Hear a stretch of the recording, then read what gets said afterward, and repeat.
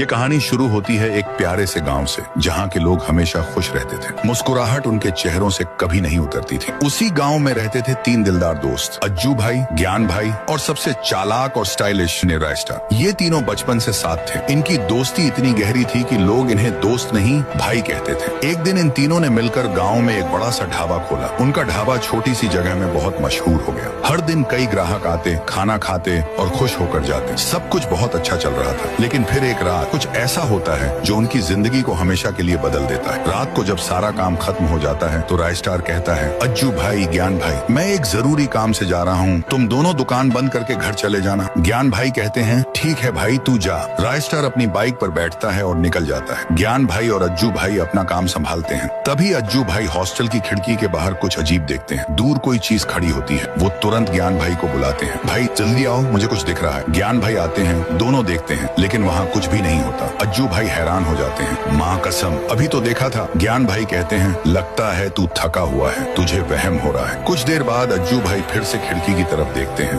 और वही चीज फिर से दिखती है, इस बार और करीब। वो फिर से ज्ञान भाई को बुलाते हैं। ज्ञान भाई गुस्से में आकर नीचे उस जगह पर चले जाते हैं। देख, यहाँ कुछ भी नहीं है। तभी पीछे से एक आवाज आती है, ठुंग ठुंग ठुंग ठुंग ठुंग ठुंग ठुंग ठुंग ठुंग सहूर। ज्ञान भाई जैसे ही पलटते हैं, एक लंबा सा लकड़ा लिए कोई उनके सामने आता है और बिना कुछ कहे जोर का वार करता है। अज्जू भाई दूर से ये सब देखते हैं और कांप जाते हैं, लेकिन तभी उनके पीछे से भी आवाज आती है, ठुंग ठुंग ठुंग ठुंग ठुंग ठुंग ठुंग ठुंग ठुंग सहूर। वो पलटते हैं तो देखते हैं 3 लंबा लकड़ा उनके सामने खड़े हैं, आंखों में गुस्सा। अज्जू भाई अपनी जान की भीख मांगते हैं, लेकिन कोई सुनने वाला नहीं था। अगली सुबह जब लोग ढाबे पर आते हैं तो देखते हैं अज्जू भाई और ज्ञान भाई की लाशें ढाबे की छत से लटकी हुई हैं। रायस्टार को बुलाया जाता है। जैसे ही वो ढाबे पर पहुंचता है, अपने भाइयों की हालत देखकर टूट जाता है। ये किसने किया मेरे भाई जैसे दोस्तों के साथ? तभी गांव का एक बुजुर्ग आता है, कहता है, मैंने पहले ही कहा था रात के वक्त यहाँ मत रुकना, लेकिन तूने नहीं सुना। रायस्टार समझ जाता है ये कोई आम मौत नहीं थी। उसी रात रायस्टार फैसला करता है कि वो इस राज का पर्दाफाश करके रहेगा। रात के 2 बजे जब पूरा गाँव अंधेरे में डूबा होता है, रायस्टार अपने ढाबे में छिप जाता है। तभी उसे जंगल की तरफ कुछ लोग जाते हुए दिखाई देते हैं। रायस्टार समझ जाता है यही है वो बल्ला उठाता है और उनके पीछे दौड़ पड़ता है, लेकिन जैसे ही पास पहुंचता है, तीनों लोग अचानक गायब हो जाते हैं। तभी पीछे से एक आवाज आती है, ठुंग ठुंग ठुंग ठुंग ठुंग ठुंग ठुंग ठुंग ठुंग सहूर।